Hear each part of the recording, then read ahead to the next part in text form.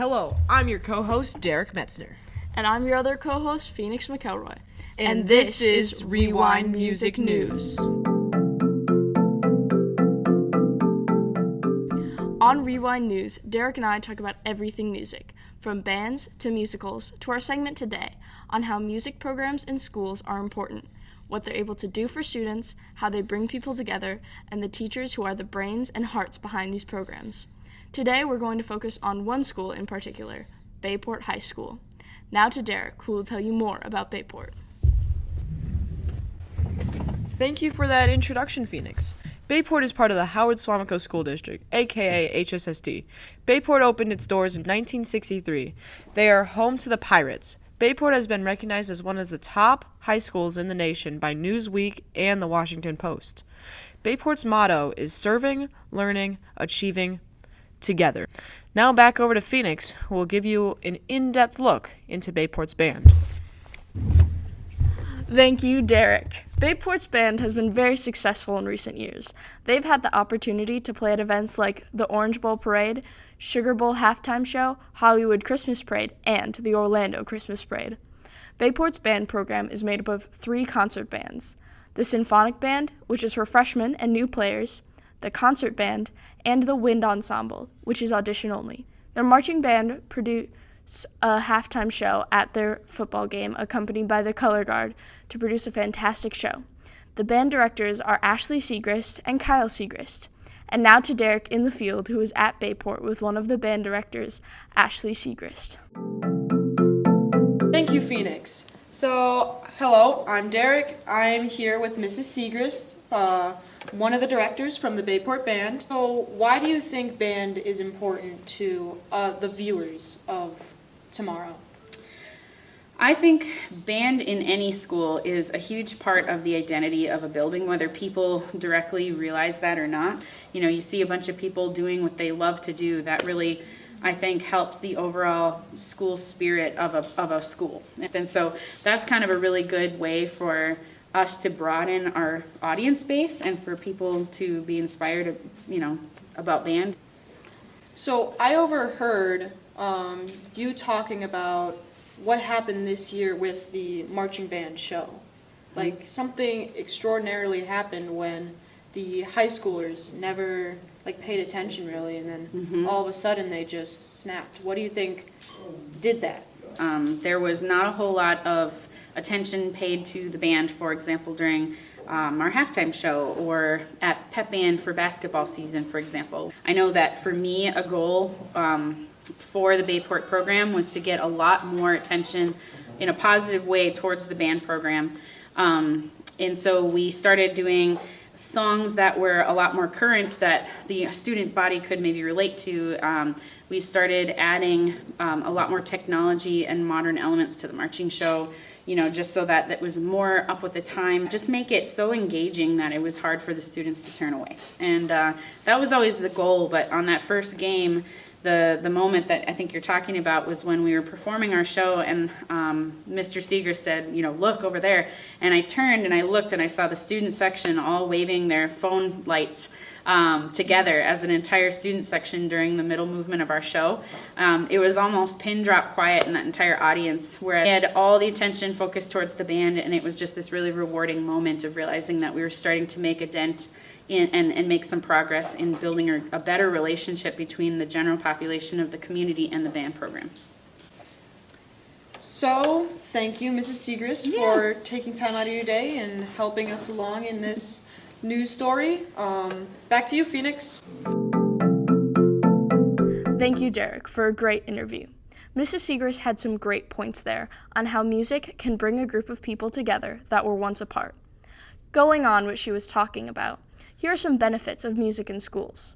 The National Association for Music released an article talking about the importance of music education in schools on July 21st, 2021. They wrote down 19 benefits of music education, and I'm going to highlight the one I see as most important. What I believe is the most important benefit is number 7 on their list, stating that music education increases the likelihood of success in society. People part of a band or orchestra are less likely to abuse substances in their life. Not only that, but music education contributes to the intellectual development of a child as well. And all school is about setting up kids to enter society as adults. And what better way to do that than incorporating music to help them grow? Next, I'm going to send you over to Derek to talk about Bayport's orchestra. Thank you, Phoenix. As I said before, Bayport's orchestra is newer than all the others, being started in 2010 by Audrey Nowak. They began with only 26 musicians in 2010, no orchestra room, and Mrs. Nowak was the only teacher in the district who every day would move between 3 different schools to teach. That's a lot of schools. And in 2015, the orchestra had their own designated space built at Bayport. They also have had the chance to play at some prestigious locations, such as Chicago, Illinois at the Chicago Symphony Center, the John F. Kennedy Center for the Performing Arts in Washington, D.C., and they were the only high school included in the Vienna's Masters Invitational at Carnegie Hall in New York City. Now to Phoenix, who is interviewing orchestra conductor Audrey Nowak. Thank you for that introduction. As Derek said, I'm here with Mrs. Nowak, the Bayport Orchestra's director. So has music given you improvements in your life, in music and outside of music? 100%. If I think about my life and how music has enriched it, that's one of the reasons I'm so passionate about bringing it to other people and other kids especially. But all of my close friendships throughout my life have been other musicians, really, because it's such a unique experience to share with people that when you do have that, whether it be performing myself or conducting or leading in any way, just the bond that's created between human beings when you're creating something like that is very powerful. What improvements do you see in students after doing music with you? I see improvements in every level, like multi-dimensional improvements. Musically, it's easy to see, you practice this, you get better from here to there. But I think the more profound things is improvements I see in their lives and just their personhood. And so I see kids with little to no confidence become confident with an instrument in their hands. I see kids that don't really have a voice or feel like they don't speak, through their instrument. And I'm talking specifically orchestra at this point. But and I see friendships form. And boy, we've had a couple marriages of kids from, seriously, there's some alumni that have gone on and who made that love connection in orchestra, and now they're married. And so overall, though, I think I see I see that it does for them what it did in my own life, and it's an outlet and a place to belong and come when anything else is going on in their life. So it's really wonderful to see. Well, thank you, Mrs. Nowak. Now back to Derek, who will tell you more about the improvements that music can make in your everyday life. Thank you for that interview, Phoenix. Mrs. Nowak has such good advice. I know that Mrs. Nowak is very passionate about music, and it has definitely helped her grow as a person. She's a great example of how music in school can be a benefit for a lot of people. And now I'm going to highlight a benefit from the National Association for Music article that Phoenix was talking about earlier, that I think is the most important. I think the most important one is number 3, that students can learn and improve their work.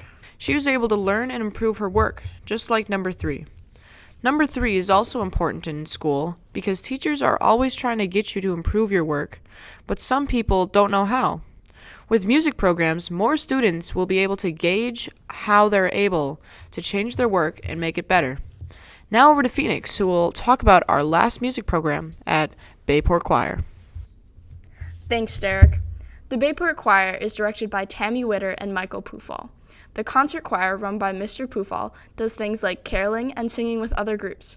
Their goals as a choir are to sing a variety of music from popular to classic choral literature improve music theory skills, sight reading skills, and singing techniques, improve tone quality, continue to expand the knowledge base of the history of music, learn to contribute to society, learn to develop responsibility, and to have fun. Those rules really connect to the importance of music, and they did a good job of recognizing thoroughly how that helps people. Now to Derek, who is with Mr. Pufall. Thank you, Phoenix. So I'm here with the choir teacher, Mr. Pufall, and we're just going to get started with some questions. So how important do you think music is in school? I think music is very important, and I think that the musical arts fosters the development of the part of the brain that doesn't always get accessed or explored in many other traditional subject areas in school.